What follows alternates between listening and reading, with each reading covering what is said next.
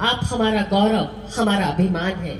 माननीय राज्यपाल श्री कलराज मिश्र संविधान, संस्कृति और राष्ट्र विषयक मर्मज्ञ, विद्वान, लेखक और संविधान प्रमुख के रूप में राजस्थान में संविधान संस्कृति के प्रसार की महती पहल करने वाले, संविधान निर्माण से उसके लागू होने तक की ऐतिहासिक यात्रा को कला रूप में जीवंत करने वाले देश के पहले संविधान पार्क का राजस्थान राज्य में आपने राजभवन में निर्माण करवाया।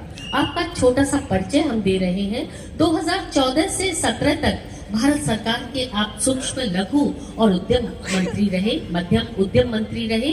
1978 में राज्यसभा में निर्वाचित होने के बाद 2012 तक 3 बार उच्च सदन के आप सदस्य रहे। इसी बीच 1986 से 2001 तक 3 बार उत्तर प्रदेश विधान परिषद के सदस्य और 2012 में उत्तर प्रदेश विधानसभा के सदस्य निर्वाचित हुए। 2014 में आपने देवरिया उत्तर प्रदेश से लोकसभा में निर्वाचित होकर केंद्रीय मंत्री बने। राष्ट्रीय स्वयंसेवक संघ के प्रचारक के रूप में आपने सार्वजनिक जीवन की शुरुआत की। भारतीय जनता पार्टी के संस्थापक सदस्य रहे। कई पुस्तकें आपने लिखी हैं, उनमें प्रमुख हैं भारत में उद्यमिता, हिंदुत्व एक जीवन शैली, संविधान, संस्कृति और राष्ट्र, अप दीपो भव और शिक्षा की संस्कृति। माननीय से अनुरोध शिल्प ग्रामोत्सव 2023 में शामिल होने वाले शिल्पकारों और कलाकारों के साथ आप हम सबको उद्बोधन प्रदान करें, मार्गदर्शन प्रदान करें, उत्प्रेरण प्रदान करें। माननीय राज्यपाल राजस्थान श्री कलराज मिश्र।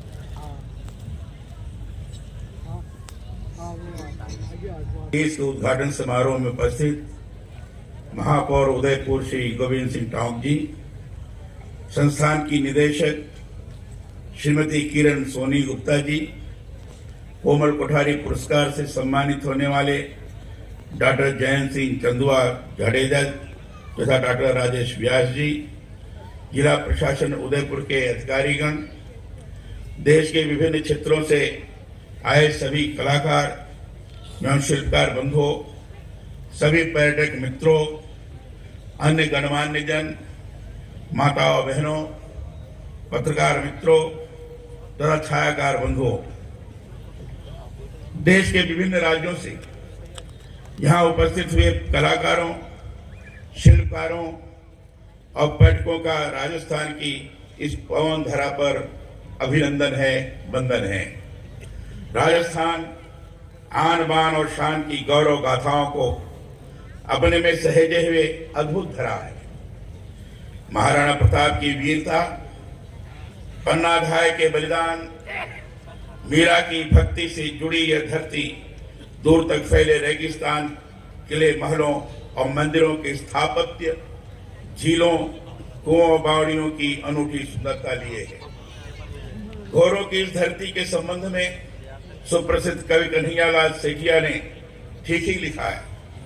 आ तो सुरंगा ने शरमावे, इन पर देव रमन नहीं आवे, इनरो जसनर नारी गावे, धरती घोरारी। घोरों की इस गौरवमय धरा पर आप सभी यहाँ शिल्पग्राम में उपस्थित हुए हैं, हम सभी का सौभाग्य है।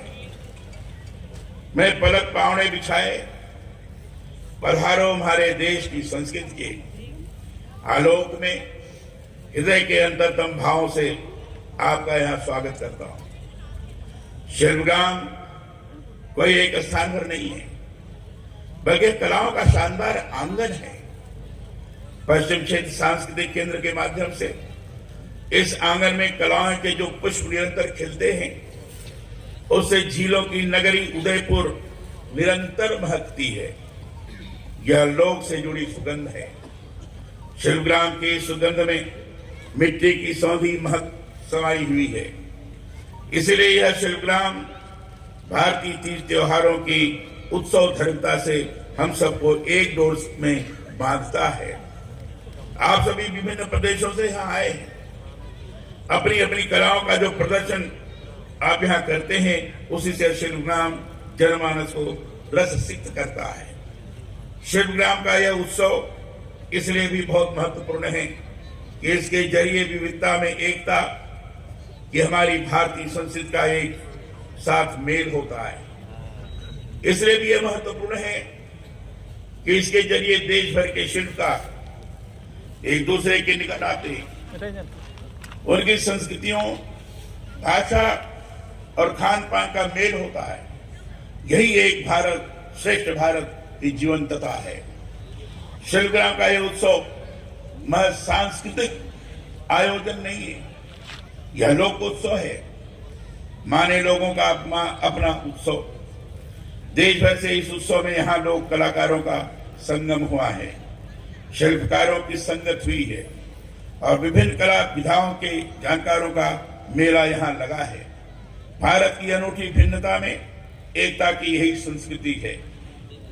जब समूचा लोग एक विशेष सांस्कृतिक प्रयोजन से गतिशील होकर एक साथ अपने हस्तशिल्प कलाओं की प्रस्तुति संग इस तरह एकत्र होता है, तभी शिल्पग्राम जीवंत होता है।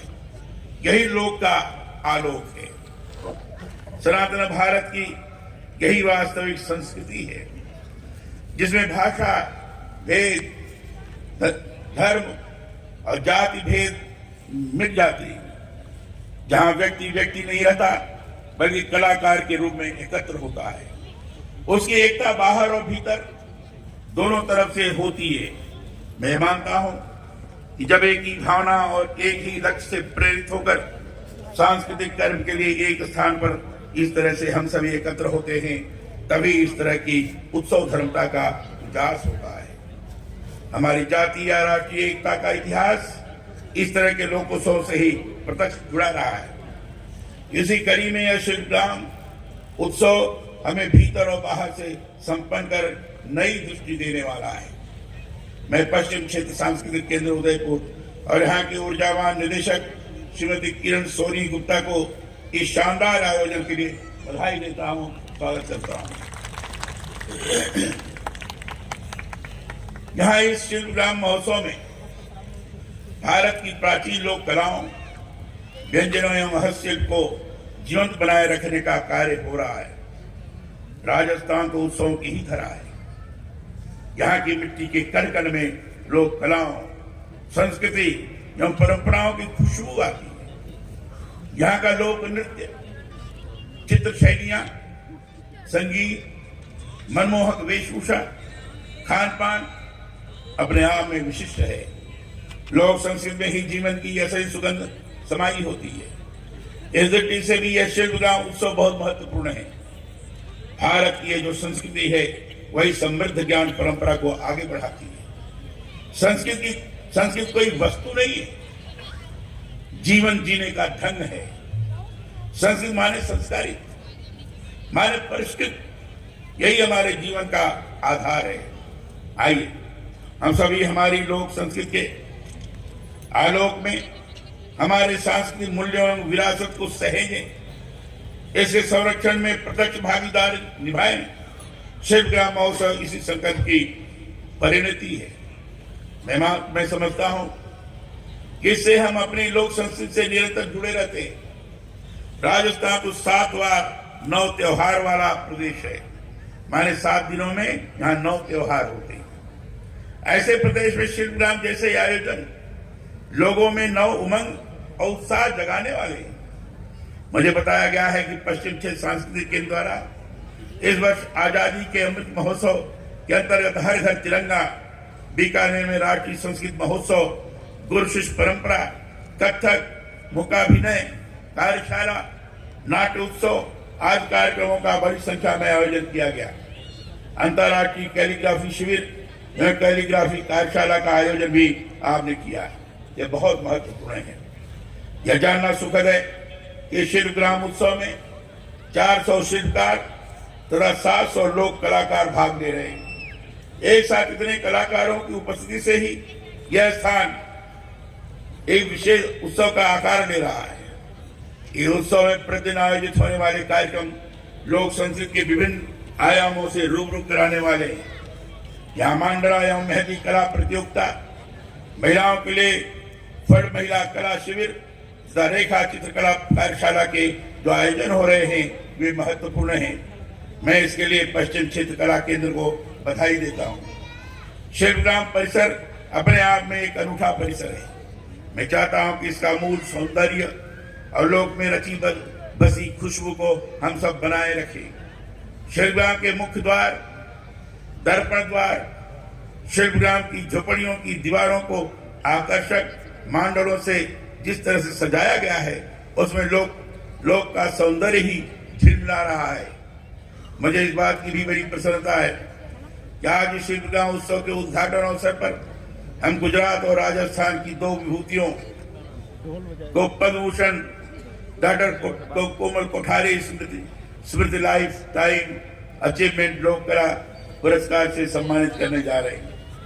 मैं जयपुर के प्रख्यात संस्कृत कर्मी, कवि और कला मर्मज्ञ विद्वान डॉक्टर राजेश कुमार व्यास, अहमदाबाद के श्री जयंत सिंह कंदुभा जाडेजा को कला और संस्कृत के उन्नयन में उनके योगदान के लिए आभार व्यक्त करते हुए इस पुरस्कार के लिए हार्दिक बधाई देता हूँ, उनका अभिनंदन करता हूँ। मेरा एक दृढ़ विश्वास है कि यह उत्सव आप सब लोगों को कला और संस्कृत को आगे बढ़ाने और उसके निरंतर विकास में अभिवृद्धि के लिए ऐसे ही सदा प्रेरणा स्रोत बना रहेगा। आप सभी लोक कलाओं के इस उत्सव को जिए। यहाँ जो विविध लोक कलाएं प्रदर्शित हो रही हैं उनका हिस्सा बने। इसके साथ ही अब मैं अपनी वाणी को विराम देते हुए शिल्पग्राम उत्सव 2023 के विधिवत उद्घाटन की घोषणा करता हूँ। धन्यवाद। जय हिंद। आभार, धन्यवाद मेरे राज्यपाल महोदय। आपकी उपस्थिति हमेशा हम सबको संबल प्रदान करती है और पूरे देश से यहाँ आए हुए 400 शिल्पकार और 700 लोक कलाकारों की तरफ से आपका बहुत बहुत आभार और अनुरोध दीप प्रज्वलन और नगाड़े ढोल के साथ आज के इस शिल्पग्राम उत्सव की विधिवत उद्घाटन की शुरुआत करें। हम आगाज करें दीप प्रज्वलन की रस्म अदायगी और इस वक्त हमें उजालों की दस्तक